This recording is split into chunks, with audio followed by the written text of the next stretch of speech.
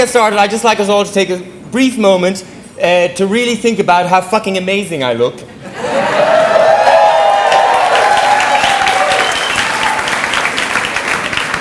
And actually, I want you to think about that, really. Because this wasn't necessarily all the ways it might have turned out. Because I look fucking amazing, and I've been living with HIV for 24 years.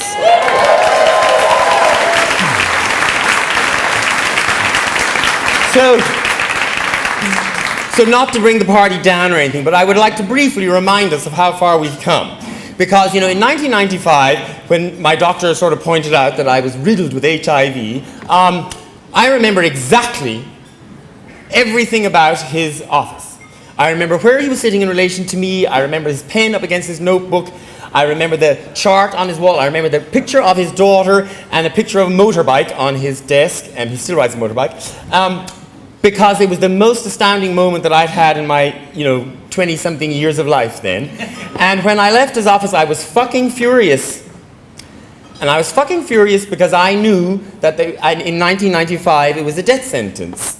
And I knew I was going to be dying, probably really grimly, within a few years. I was under no illusions. I'd been to lots of AIDS funerals. And a few days later, I'm at St. James's, where I still go to this day. Shout out to the St. James's crew! Incredible, amazing people. And while we have the corporate people in the room, can I just point out that to this day, they are still operating in the shittiest part of the whole hospital, tucked around the corner where people can't see them or be aware of them, as if it's a shameful thing. So let's get some money, head in the direction of the Guy Clinic to get them out of the shadows of all these fabulous, shiny, big new buildings that have been being built around them. The geriatrics ward has even stolen their sunlight. So yes, that's a brief detour. But I end up in St. James's with, of course, the great Fiona Mulcahy, who is still my consultant to this day. She regrets that a lot. And on my very first visit, they are telling me that I can get a blanket allowance, that I can get the dole, of course, because I won't be working because I'll be much too busy dying. And I felt like, in the movie when they line people up and they bring the witness in and they have to point out the guy who did it, I felt like I was being wrongly accused in a police lineup. Because I felt fine, and I looked fine, and yet these people were telling me that I was going to be dead in a couple of years. And I've never been more angry in my life. And after the doctor persuaded me that I should start taking medication, she sent me down to the hall to the social worker, who told me again about the blanket allowance that I could get. And for the next 15 years, life was both brilliant and miserable. It was brilliant because I got AIDS at the very perfect time. My timing has always been excellent. Because literally within a year of when I was diagnosed, the first, antiretrovirals came on board. And I have always felt from day one that there has been a progression upwards. I never felt that I was, hopeless, that things were hopeless.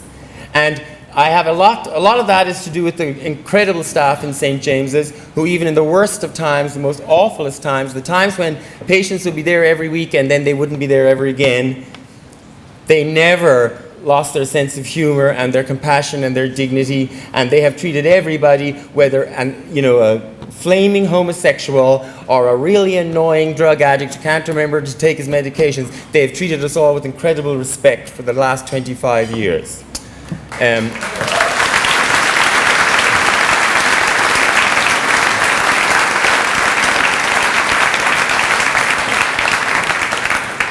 of course, while I was busy going about the job of dying with great grace and dignity, I was taking all the medications that some really incredibly bright and brilliant and intelligent and smart people were making for me. And I was glad to have them, but for years they came with side effects, and I was puking, and I was getting the runs, and I was having aches and pains, and I couldn't sleep, and I was having fevered dreams, and I was crying outside my own refrigerator looking at the rows and rows of bottles. And slowly things got better, and things got better, and things got better, until today I am standing here in front of you as healthy, no, I take that back, healthier than most of you lazy bastards, looking better than most of you lazy bastards. I take one pill a day and I get on with my life. And I have millions, thousands of really brilliant, hardworking, smart, and wonderful people to thank for that, and I realize how lucky I am. And the change has been so dramatic, so incredible, that I can't even believe my luck sometimes. But it still doesn't mean that I'm not pissed off. Because I'm pissed off because I still have to deal with the fucking stigma about it. It is incredible to me that if you want to make a radio documentary about living with HIV, there's about 3 names you can go to in this whole country. Me and poor old Robbie Lawler. Because everybody else is too afraid to come out. And you know, I always say this, the gays will show you the way.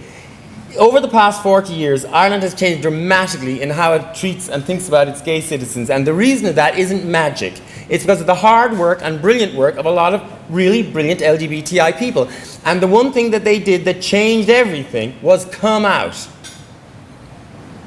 Coming out is the single most powerful individual act that any LGBTI person did or can do to advance the cause of their community. And coming out changed Ireland to a place where 30, 40 years ago, most Irish people thought they didn't know any gay people. Maybe Vincent Hanley. And now Ireland is a country where everybody knows a gay person. Even if you are an 85-year-old old dear living in some tiny village in West Clare, you know the local gay.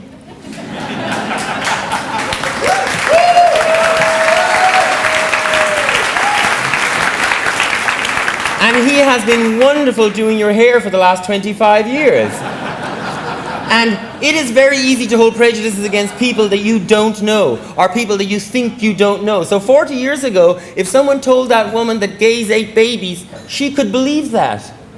But nowadays, it's impossible to hold, it's very difficult to hold prejudices against people that you do know. So nowadays, it's impossible for her to believe something like that. Because if you tell her some crazy thing about the queers, well then she'll say, oh, but I know Tom and Paul next door and they're lovely. And she knows the lesbian who's teaching her grandkids in school. And she knows the dyke who's busy with selling her stamps in the post office. And the gays who are down there, driving the bloody bus or the minibus to soccer training or whatever it is. Teaching them to swim, whatever it is. She knows us.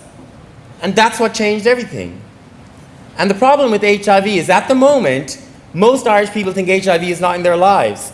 Most Irish people think that they do not know anybody living with HIV. And in a way, we could erase stigma tomorrow if every single person living with HIV stood up and was open about it. Now, I appreciate that it's relatively easy for me to stand up here and say, I'm living with HIV, because it's not going to affect my life very much.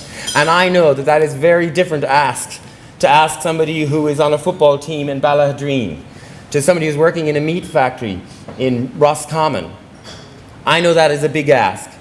But what I will say to the people in this room who are living with HIV and who are lucky enough, like me, to be able to be out about it and it not affect their lives hugely, then you must come out. Those of us who can come out must come out. Because when we come out, we make a little room for other people to come out behind us. And it's only when Irish people understand that they all know people living with HIV.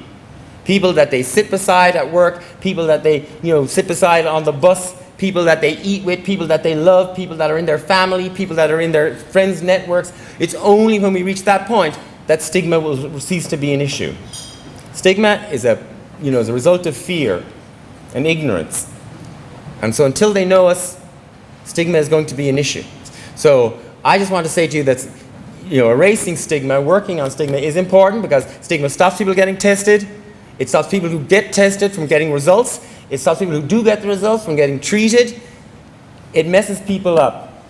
And the only way to unmess that is for people who are living with HIV to come out when they can. So, to the people in this room who are living with HIV and are not teaching a football team in Ballahadreen or working in a meat factory in Roscommon, I say to you, come out. And on that, not downbeat note, it should be an upbeat note. I'm fucking alive and fabulous 25 years after I was diagnosed with HIV.